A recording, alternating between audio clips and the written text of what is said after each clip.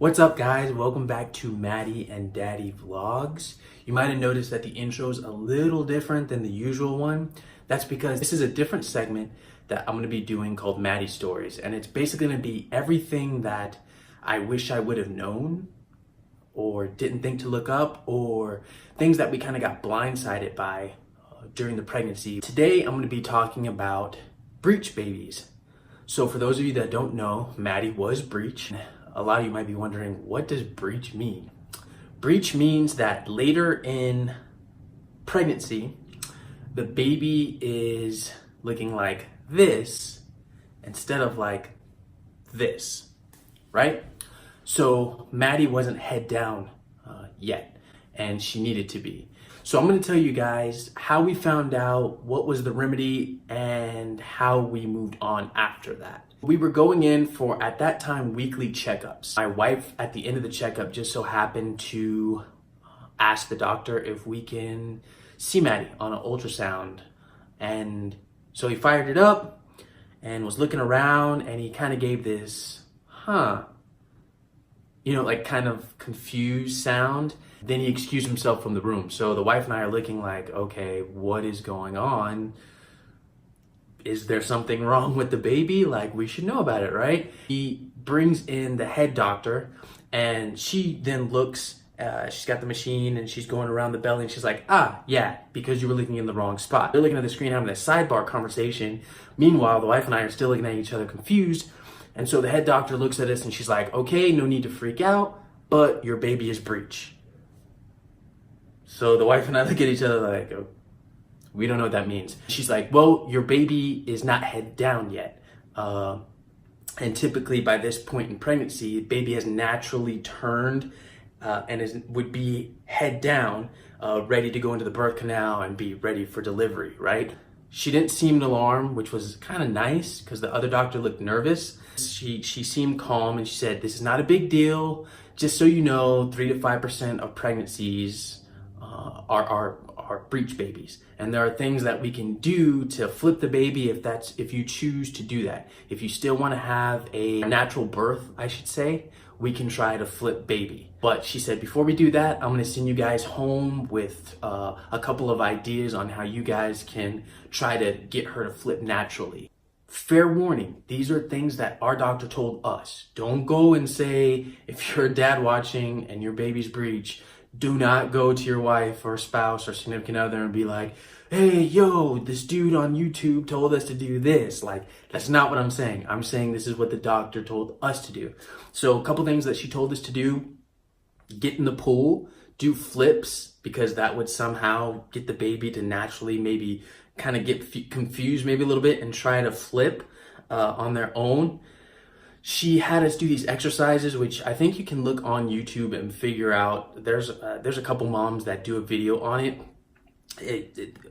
Basically, your significant other is hanging off the bed, and that helps try to get the baby to flip. Another thing she told us to do was play music on the belly, and some babies either gravitate towards the music because they like it, or some of them are scared of the music, so they tend to, no joke, flip around right in the stomach. That was that appointment.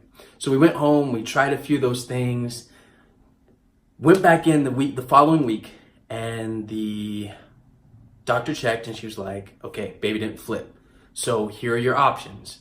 We can try to do the flipping procedure where they, no joke, manually flip the baby from the outside of the tummy. Of course, they're not going to go inside, any kind of holes, and try to get the baby to flip. They take the baby and try to flip the baby manually on the stomach. That was one option. Or she said, okay, you don't have to do it that way.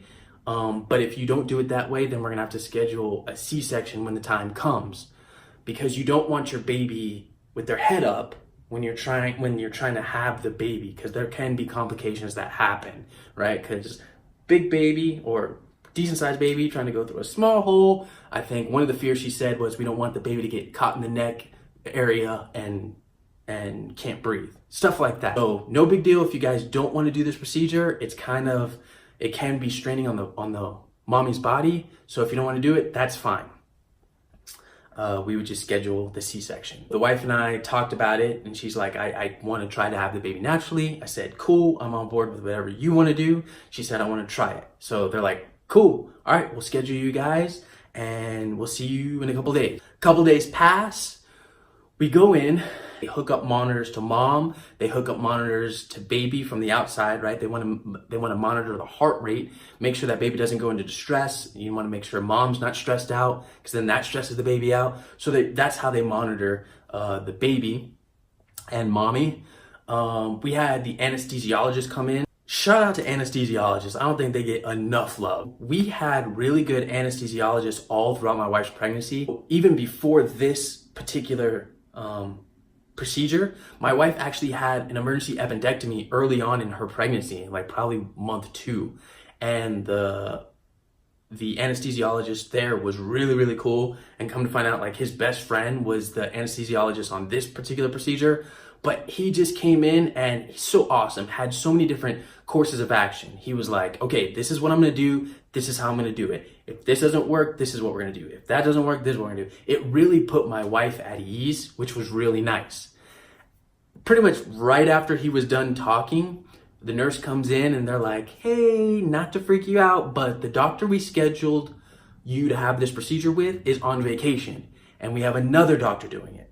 The doctor comes in, and another kind of sidebar, the nurse and the doctor were mother and daughter. The nurse was the mother who had been a nurse for like 30 years, and then her daughter was the doctor. It was kind of a cool situation, right? Mommy and daughter on, you know, as the patient, and then mother and daughter as the doctor and nurse. It was just really cool to kind of see them work together. Anyway, doctor comes in and she's like, hey, anesthesiologist, thanks for showing up, but we're not going to use you. And then it's like the record stopped, like, you know, like in the movies or whatever. It's like, and my wife is like, what do you mean I'm not going to get pain meds? Like, this is going to be intense. And the doctor's like, just trust me, we're going to go with it. Let's do this thing. And so my wife's like, okay. Anesthesiologist is like, peace. All right, you guys don't need me? Cool. So he bounces.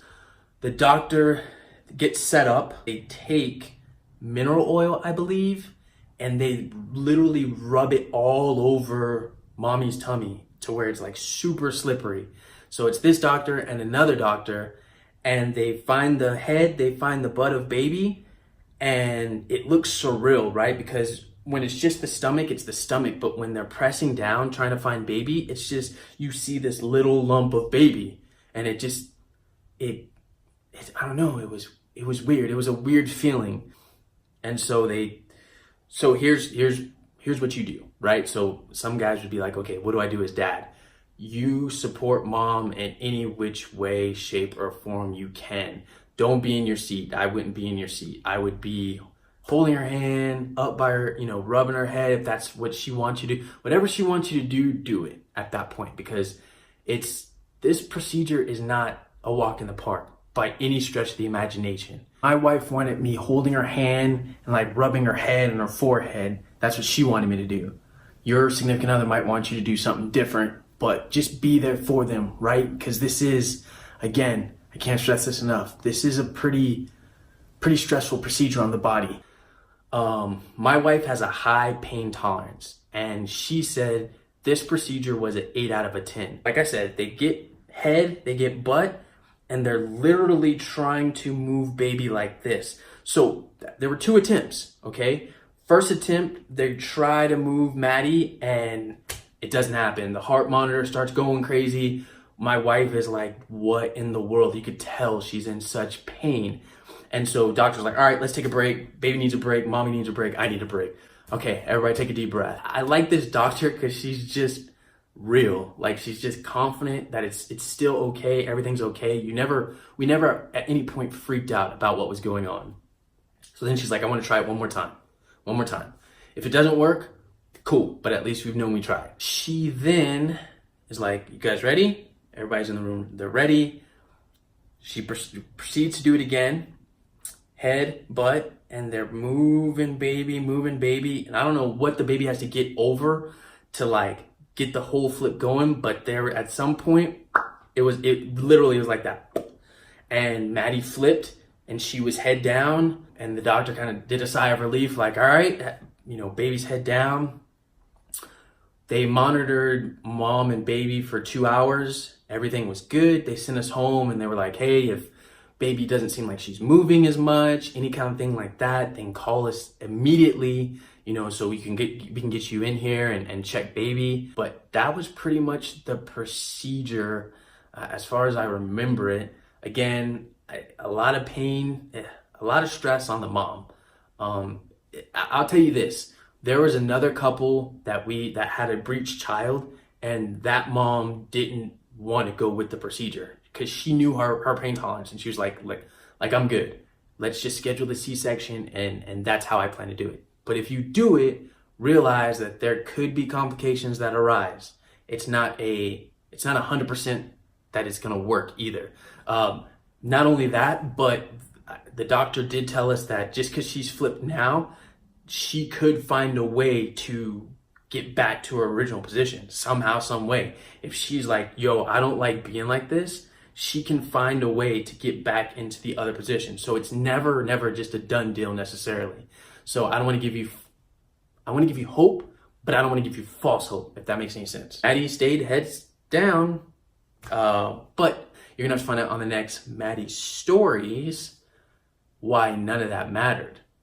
That's the end of the video, guys. I just wanted to share that because I know when we found out that Maddie was Breech and we started searching the internet, there was some stuff, but we didn't hear about people's experiences. There's literally a video of a woman having the procedure done. So you could watch that. But as far as experiences, especially from a dad's perspective, like what did I do? What did mom do? It was a little eye-opening. If you guys have any questions, feel free. Put it down in the comments section. Other than that, thanks for watching. Make sure to like, subscribe, and share this video, especially with someone who is going through this situation. That's what this channel is here for. This isn't, some people are like, well, what makes you qualified to do these kind of videos? I've been a dad for this long. If you didn't read the description or understand where I'm coming from, this is for soon-to-be dads and new dads, because I know this would have been really, really helpful for me had someone put this out there on the YouTubes. Again, thanks for watching, guys. I really do appreciate everybody who's supporting, liking, sharing, subscribing. It means a lot. And hopefully someone is getting something out of this. I don't want to just be doing this to do it. This literally is a tool to help dads. Thanks for watching. We'll see you on the next Maddie and Daddy vlogs.